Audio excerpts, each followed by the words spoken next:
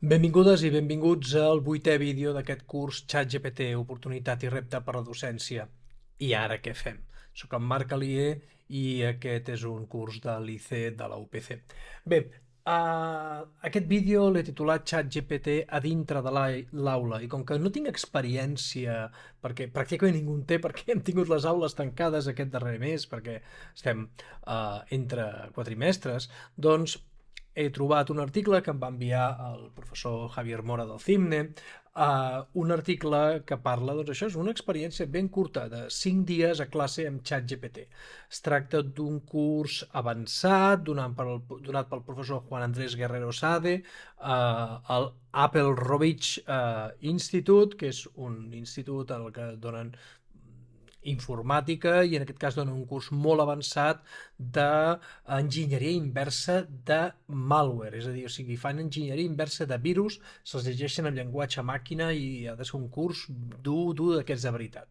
Doncs en aquest cas doncs, el professor doncs, va permetre o va facilitar i doncs que tant ell, tant el professor com els seus alumnes, en un curs de màster molt avançat, que tots tinguessin accés a l'eina ChatGPT. I l'article és molt interessant, però m'agradaria desgranar els aspectes que ens interessen. En qualsevol cas, us recomano la lectura de l'article. El senyor Thomas Reed, l'autor de l'article, doncs, diu que està impressionat pel que la intel·ligència artificial pot ser per nosaltres en temps real.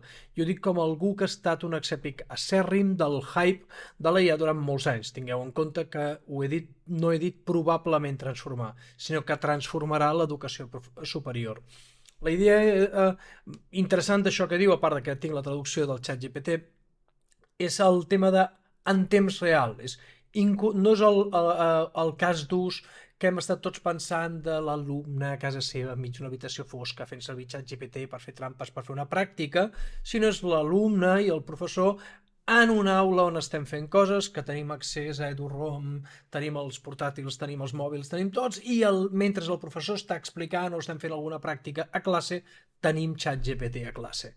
I en temps real té un impacte.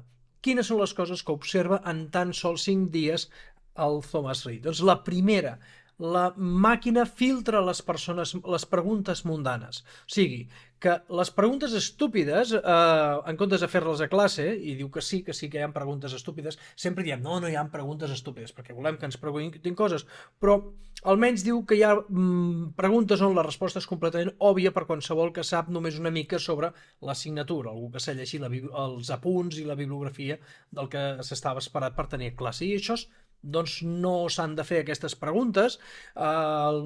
La meva experiència és que moltes vegades aquestes preguntes no es fan i com que no es fan la classe doncs hi ha alumnes que es perden i bàsicament el que diu és el senyor Reed és la manca de les preguntes mundanes no pertorba el ritme de classe i el que diu és que diversos alumnes van assenyalar que no vols interrompre la classe, doncs ho preguntes al ChatGPT. Abans feies una cerca a Google i doncs havies d'estar uns minuts, havies de trobar la pàgina que trobaven, a la pàgina de Wikipedia, escanejar i la classe s'havia mogut. En canvi, ChatGPT li fas una pregunta, et dona una resposta exactament el que li has demanat, no hi ha anuncis, no has d'acceptar cookies, cosa que és interessant, i en 15 segons tens la informació i pots seguir la classe. I segons el Reed i els alumnes de la classe que van fer l'estudi, aquesta rapidesa és allò que en diuen en anglès un game changer, és un game changer, ho canvia tot, perquè d'aquesta manera si l'instructor el professor està parlant d'alguna cosa que no pilles, fas una pregunta, et posen en context i llegint l'explicació de ChatGPT pots continuar. I això fa que l'instructor en opinió de Reed, sigui més efectiu, perquè pots comparar el que diu ChatGPT, el que em diu el professor i anar comparant i d'alguna manera diu doncs, que va ser el seu cap d'enginyeria de prompts, és a dir, el professor va, diguéssim, acompanyant un diàleg també amb l'eina en la que es va fent la consulta. Aquí veiem que estem substituint Wikipedia i moltes fonts de consulta per aquesta eina i és al final l'efecte que tindrem, l'efecte que sembla ser que passarà, que aquest tipus d'eines començaran a substituir moltes fonts d'informació, perquè en comptes de buscar un llibre, buscar una web, buscar un article, demanaràs la informació i això t'ho donarà directament. Evidentment, això té tot tipus de problemes ètics que podem discutir en un altre moment. I llavors tothom pot seguir el ritme de classe, diu, estic realment impressionat, tothom podia seguir. Estem parlant d'un curs molt difícil. Tenim un nivell molt desigual de coneixements tècnics a l'aula, això jo m'he trobat, per exemple, en cursos de màster, sobretot on venen gent que venen d'altres universitats, de diferents titulacions i de vegades que venen d'Europa. De vegades et trobes una assignatura una mica avançada i tècnica i la gent va una mica perduda perquè no tothom té el mateix nivell. Doncs diu, en aquest cas, dius, tenien nivells des de nivell 0 fins a gent amb títols universitats d'informàtica, suposo que és una assignatura de màster, i alguns dels alumnes diuen m'hauria perdut alguna vegada a classe sense ChatGPT. Vale? I era un dels més tècnics. Tots coneixem l'acudit aquell de l'alumne que aixeca la mà, segurament a classe de matemàtiques, i pregunta, diu, professor, m'he perdut, i el professor li pregunta quan, i diu, doncs, a meitats d'octubre. Doncs això no passa. Tu pots la capacitat d'anar fent petites preguntes per tornar-te a posar al punt, i si finalment no entens el que et diu això, demanar llavors al professor. Això m'ha inspirat doncs, que segurament hauríem de fer algun tipus de desenvolupament en el que hi hagués com una sessió de ChatGPT compartida entre tots els estudiants de la classe, perquè potser veure les preguntes que estan fent els teus companys és interessant, tant pels companys com pel professor, i també el professor pot veure si el ChatGPT comença a dir alguna tonteria, comença a dir, mira, això que està dient està bé o no està bé, anem a analitzar-ho.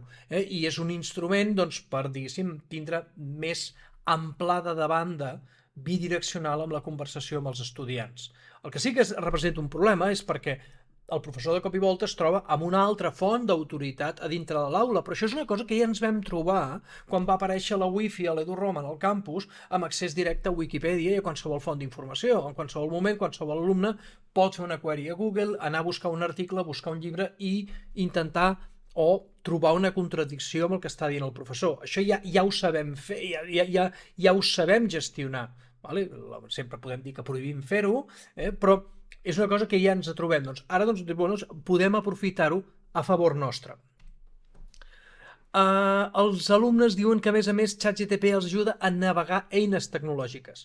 De vegades, o sigui, tots contínuament, a mi em passa contínuament, estic fent servir programes, estic editant vídeos, estic fent coses, com es feia aquesta funció? Aquest programa és molt complicat, entres i ho preguntes, busques a Google un fòrum. Ara ho estic preguntant a ChatGPT. Com es fa això amb Final Cut? Entra't al menú i aquesta opció és la que tu necessites. Molt bé, fantàstic. Doncs la idea és aquesta, si estàs fent servir una eina per fer les pràctiques, com es fa això, com es fa l'altre, pots demanar exactament el que vols i trobaràs la resposta. Hi havia un acudit que es veia a ChatGPT com algú que estava protegint un desenvolupador quan feia preguntes a Stack Overflow, i en comptes de totes les típiques preguntes de pregunta duplicada o això es preguntava abans, donava directament la resposta sense totes les cookies, tots els anuncis i totes les preguntes que realment no volies. El problema està que, evidentment, si ChatGPT no té la resposta bona, arribarem a Stack Overflow on ens farà la pregunta i generem la comunitat que respongui les preguntes, però això és un altre tema que no va per aquest vídeo.